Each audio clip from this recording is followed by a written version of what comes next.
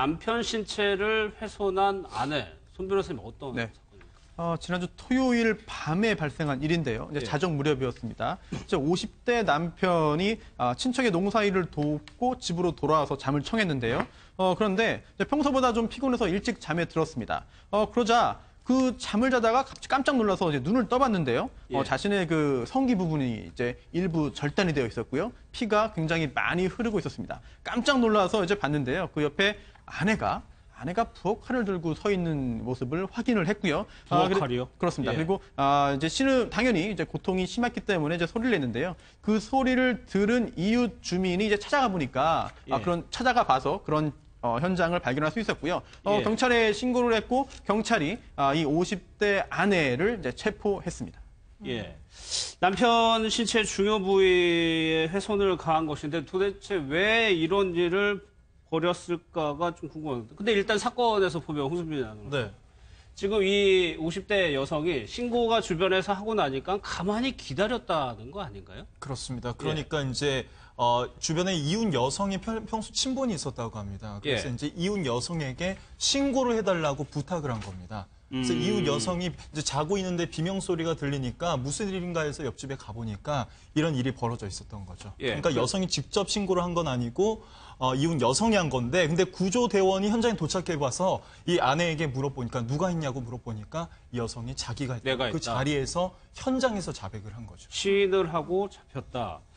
그렇다면요, 이수정 교수님. 네. 왜 그랬을까가 좀 궁금해지거든요. 뭐 지금 아직까지 수사가 충분히 돼서 그 이유에 대해서 설득력 있는 이해할 수 있는 이유가 지금 나오고 있는 상태는 아닌데요. 예. 지금 이 이제 피해자가 한 이야기는 남편이 경제적으로 너무 지원을 안 해주고 예. 수전로 같은 그런 이제 그 상황이다 보니 자기가 너무 생활고가 힘들어서 이와 같은 일을 했다 이렇게 정도까지는 이야기를 한 것으로 보입니다.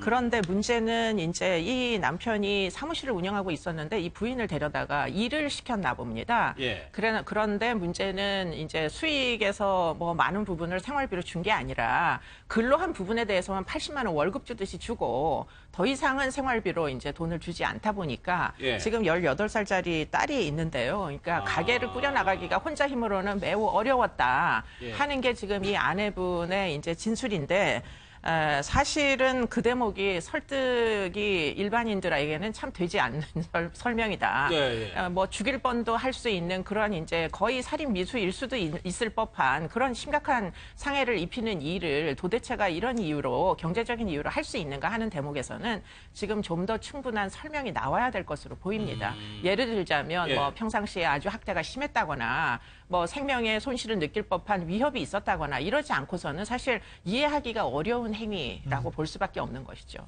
그러면 보통에 이렇게 좀 남성의 주요 부분을 훼손을 하는 경우 성범죄나 뭐 불륜이라든가 이런 범죄들하고 좀 연관되지는 않나요? 일반적으로는 어떻습니까? 그러니까 일반적인 상식은 뭐 아마도 남편이 외도를 심하게 했기 때문에 그래서 복수하자는 마음으로 이렇게 한 거 아니냐라는 일반인들의 예, 뭐 예, 예. 기대는 있을 수 있겠지만 문제는 이 사건에서 그와 같은 사실은 아직은 드러난 게 없고요.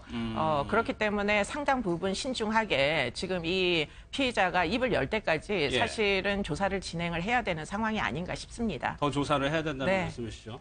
이웃 주민의 얘기를 듣고요. 좀 이어가도록 하겠습니다. 갑자기 이제 저녁을 연습하는데 막 눈도 하는데 막 소리가 나더라고요. 그래서 이제 본인이랑 하고 나와봤더니 남자 목소리만 들리는데 그냥 우는 소리 같더라고.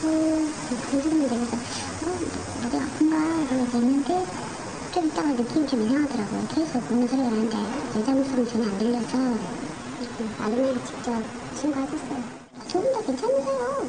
그런데 두 분 다 괜찮으시고 애들 기부하는 거 받아주고 괜찮으세요. 아줌마도 좋으시고 나쁠 거 없었어요. 저는 괜찮았어요. 아줌마도. 문 열어놨으니까 그전에 싸우거나 이러지는 않아요? 전혀 못 들었어요. 그런 거 없었어요. 경제적인 요소가 가장 큰 요인으로 이제 확인이 됐거든요. 평소 아내분이 그 남편분한테 그 경제적인 지원을 전혀 못 받은 상태에서 그 감정이 안 좋은 상태에서 평소 또 자기 무시하던 행동들 이런 게 쭉 머릿속으로 생각되다 보니까 갑자기 우발적으로 이런 사건이 발생한 것 같습니다. 부부 사이나 이런 것들은 어떻게? 그 주변 분들 이야기 들어보면 아시겠지만 그 평소 겉으로 보기에는 다른 정상적인 부부하고 똑같은 그냥 사이 좋은 부부 이런 식으로 다 인식을 하고 있거든요. 경찰이랑 이웃 주민의 얘기를 들어보면 최명기 원장님, 그러니까 특별히 큰 문제는 없어 보이는 부부였다는 거거든요. 근데 일단은 우리 그 부인께서 언제부터 남편 사무실에서 일했는지가 분명치는 않지만요. 예. 만약에 이제 그동안에는 쭉 일하지 않다가 뭐 최근 들어서 뭐 사무실도 어려워지고 그래서 나가서 일했다 그러면 아마 부인의 입장에서는 그동안 몰랐던 부분을 많이 알게 되면서 최근에 화가 날 수도 있습니다. 예를 들어서 그전에는 그냥 남편이 주는 어떤 작은 돈을 갖다 썼는데 예. 사무실에 있게 되면은 그 자금의 흐름이란 게 눈에 보이거든요. 그런 부분에서 억울하기도 하고요. 예. 또 어떤 경우에는 부부가 같이 일을 하면서 어려움을 극복해서도 좋아지는 경우도 있지만 사실 같은 사무실에서 일하게 되면은 이거는 아내와 남편의 관계이자 사장과 직원의 관계가 되기 때문에 예. 굉장히 어떤 무시당한다고 느끼는 부분도 굉장히 많게 되거든요. 그러면서 또 이 일도 또 이 아내분이 쭉 그동안 오래 일을 했다고 가정하게 되면은 또 이런 경우도 있을 수 있습니다. 아내분의 입장에서는 자기가 이 안에서 모든 일을 다 하고 관리도 하고 예. 남편은 굉장히 작은 일을 하는데 계속 본인이 모든 거를 하는 것처럼 지시하고 그러다가 보면 이제 감정이 이제 폭발할 수도 있고요. 결국은 이 행동을 일으키는데 우리가 100점이 필요하다 그러면은 예. 어떤 그런 경제적인 부분이라든가 그런 게 한 80점 정도 차지하는 거고요. 그리고 평소에는 좋아 보였는데 또 다른 부분이 있다는 거는 아마 이 남편분이 만약에 음주를 했다고 가정하게 되면은 음주를 했을 때와 아닐 때는 또 달라질 수도 있는 거고요. 예. 또 최근에 또 남편분이 만약에 친구분들이랑 어울리는 걸 좋아하게 되는데 뭐 친구분과의 금전 관계로 집안에 어려움이 있었는데 계속 그 친구분들이랑 어울린다 그러면 굉장히 화도 많이 날 수 있는 거고요. 거기에 마지막에 어떤 불륜이나 그런 거를 갖다 의심할 수 있는 부분이 약간 더 더해지게 되면은 예. 그 모든 게 합쳐지게 되면은 순간적으로 이런 범죄가 있을 수도 있고 예. 또 아내분이 마지막에 거의 자포자기 상태로 있었다는 걸 보면은 조금은 우울증이 있지 않았나 의심이 되기도 하고 그래요. 그러니까 이 아내가 그 주변에서 신고를 해서 경찰이 올 때까지 가만히 있었다. 네네. 예. 네, 이게 이 아내분이 이게 생애 첫 우울증을 지금 맞이하게 된다 그러면은 본인도 본인의 상태를 잘 모르기 때문에 예. 나의 어떤 뭐 분노라든가 극단적인 감정이 자신의 진실된 감정이라고 생각하지 그게 우울함의 증상이라고 생각되진 않아요.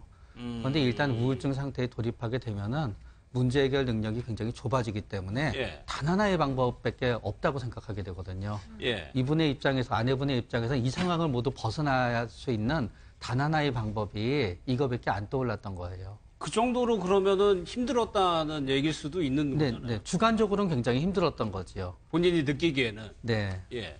근데 그 송선미 씨 남편 살인도 그렇고 이 부인도 그렇고 신고가 경찰이 올 거를 알면서도 그 자리에 있는 범인들은 어떤?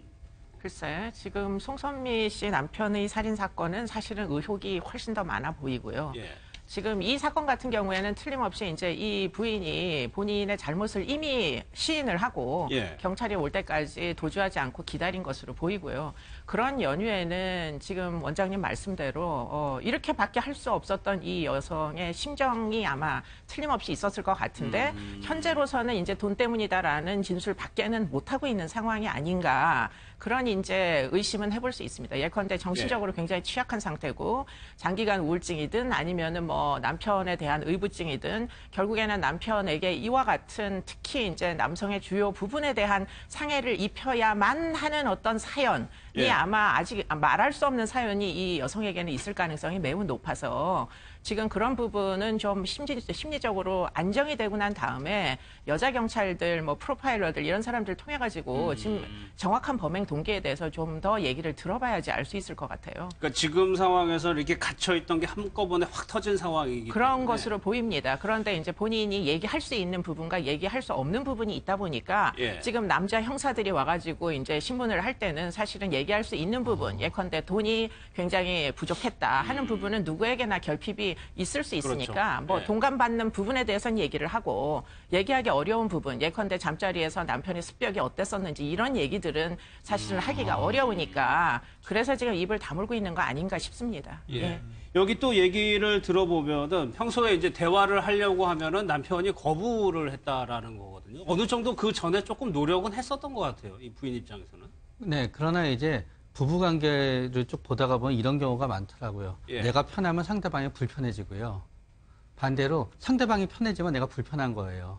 남자의 입장에서는 대화를 갖다 해서 자기가 얻을 수 있는 일이 하나도 없다고 생각하는 거예요. 예. 지금이 최대한 본인은 좋으니까요. 그래서 저는 대화를 기피하게 되고요. 여성의 입장에서는 그렇기 때문에 대화를 갖다 하려고 하게 되는 거고요. 예. 그런데 문제는 낮에는 서로 한 공간에 있지만 일을 하고 바쁘니까 대화를 할 수 없는 거고요.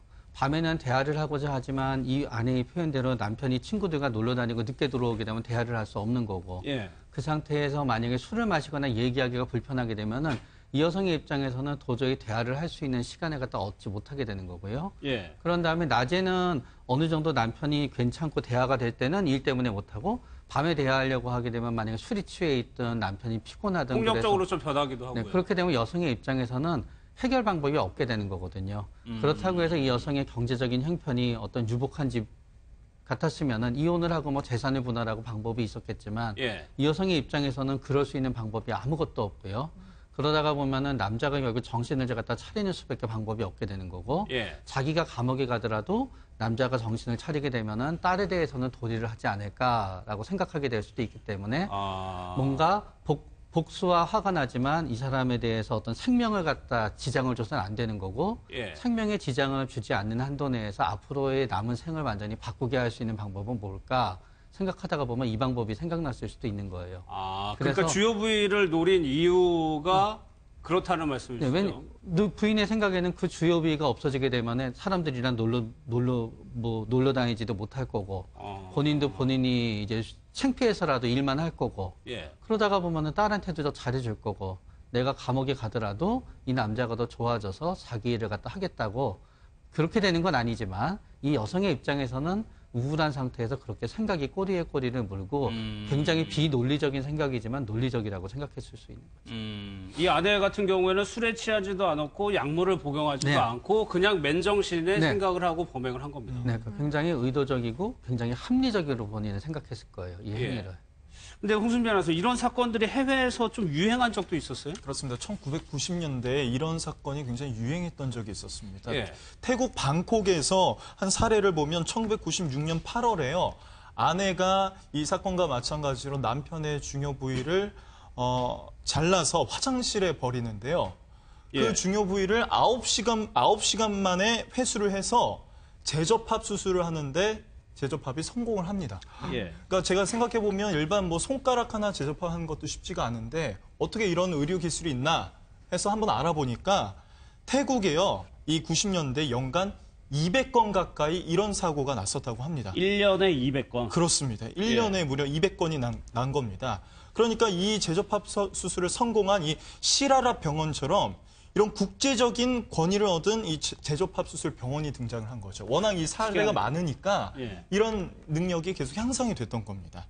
근데 제가 당시 상황을 알아보니까 30건 중 한 건만이 일반 그냥 단순 사고에 의해서 발생한 거고 예.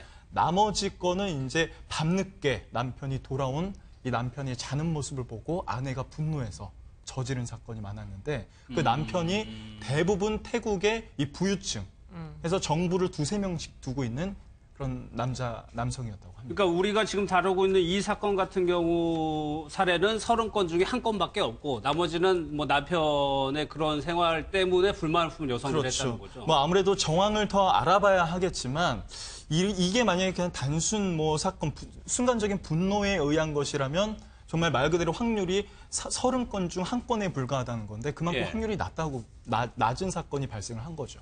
그럼 이 교수님 이렇게 한 나라에서 집단적으로 이런 사건들이 유행처럼 벌어지는 것도 이유가 있는 겁니까? 그러니까 뭐 범죄라는 게 사실은 추세라는 게 있습니다. 뭐 예. 유행이라고 얘기를 하면 좀 과한 것 같고 어떤 시점에 어떤 뭐 한 사회 내에서 범죄의 양상이라는 건 어떤 뭐 나름의 흐름이 있기 때문에 예. 아마 아마 그 당시 태국에서는 그와 같은 방식으로 이제 정절을 뭐 지키지 않는 남편의 외도로 아주 골치 아픈 여성들이 결국 보복하는 행위로 예, 일종의 예. 그랬던 범죄 것 같아요. 지식이라는 게 이렇게 공유가 됐던 시점이 있었던 것 같아요. 그러다 보니까 그와 같은 보복 행위로 수술한 사람들의 케이스가 이렇게 많아진 거죠. 예. 네. 일단 저희가 다루고 있는 사건은 가정불화가 이제 원인인 것으로 보이는데 이 부분에 대해서 소송에서 뭐 수사가 진행이 되고 어떻게 되는 겁니까? 네, 형사처벌 가능성이 매우 높죠. 예. 일단 이게 살인 미수냐 여부부터 봐야 되는데요. 가장 중요한 부분이니까.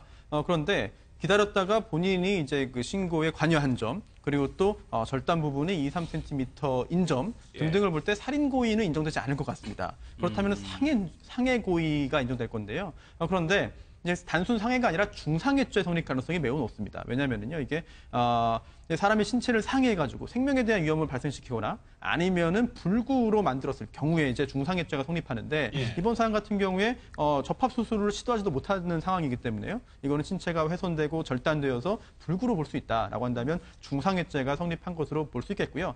다만 범행의 경위라든지 동기 등등을 살펴봐야 되겠죠. 그래서 혹시라도 뭔가 그동안에 있어서 여러 가지 그런 범행을 또는 가해 행위를 당했던 것에 대한 그런 그 응징 또는 보복으로 했다라고 한다면은 그 부분이 어찌 보면 형량을 산정함에 있어서 유리한 정상으로 이제 참고될 가능성도 있거든요. 어찌됐든 중상해죄로 처벌받기는 할 텐데 그 과정에서 과연 어느 정도 비난 가능성이 있느냐라고 하는 것은 이들 부부 사이에 있었던 일들을 면밀하게 조사해 봐야만 확인할 수 있을 것 같습니다. 아니 모든 범죄에서 저희가 다루는 게 이제 우발적으로 했느냐, 계획적으로 했느냐 여부인데 이 사건 같은 경우에는 그거를 가리기가 조금 힘들어 보이기도 하거든요. 하지만 이제 그 현장에서 이탈하지 않았고 또 신고에도 본인이 직접적으로 관여한 점을 볼 때 조사가 진행된다고 한다면 생각보다 실제 있었던 일들을 다 진술할 가능성이 높아 보입니다. 그리고 또 남편도 이제 사망하지 않았기 때문에 진술을 할 수 있거든요. 그렇다고 한다면 이 범행이 우발적이었냐 아니면은 계획적이었냐 여부를 가리는 게 생각보다 어렵지 않을 수 있겠고요. 그리고 우발적 계획적인 경우에 법조문이 이제 다르진 않아요. 죄가 다르진 않아요. 하지만 형량을 결정함에 있어서는 영향을 많이 미치기 때문에 중요한 부분이 되겠죠. 최명경 전 결국에는 이 부부도 폭행이 계속적으로 얘기가 나오는데 글쎄요, 부부관계에서 이 폭행이 결국에는 한 원인으로 작용했다고 봐야 되나요? 네, 만약에 폭행이 있었다 그러면은 만약에 우리가 길을 가다가 폭행을 당했다 그러면 그 범죄자를 다시 마주치지 않는 한은 다시 폭행을 당할 일이 없게 되잖아요. 그런데 만약에 부부간의 폭행은 계속 반복이 되기 때문에 나중에는 본인이 탈출할 수 있는 다른 방법이 전부 없다고 이제 스스로 이제 생각하게 됩니다. 그러면 그때는 이제 극단적인 방법을 생각하게 되기도 하고요. 어쩌면 그러면 이런 가능성으로 이어질 부분도 많고요. 더군다나 그런 경우에는 별로 그렇게 죄책감을 느끼지도 않게 됩니다. 그렇기 때문에 달아나지도 않게 되는 거죠. 이게 만약에 폭행이 있었다고 가정하더라도 그럼 폭행이 그동안 계속 있었다면 폭행 등등이 정당방위 아니냐라고 생각하시는 분들 많이 있을 텐데요. 이 현행 법에 따르면 정당방위 인정될 가능성은 사실상 없다고 봐야 됩니다. 왜냐하면 이제 정당방위라는 게 현재의 부당한 침해에 대한 방어 행위거든요. 그런데 현재성이 인정되지 않을 거예요. 남편은 지금 잠을 자고 있었고 그래서 설령 몇 시간 전까지 폭행이 있었다 또는 뭐 전날까지 있었다라고 하더라도 정당방위 인정 가능성은 매우 낮은 그런 상황인 것 같습니다. 알겠습니다. 경찰 수사를 좀 이 사건을 좀 지켜봐야 될 것 같습니다.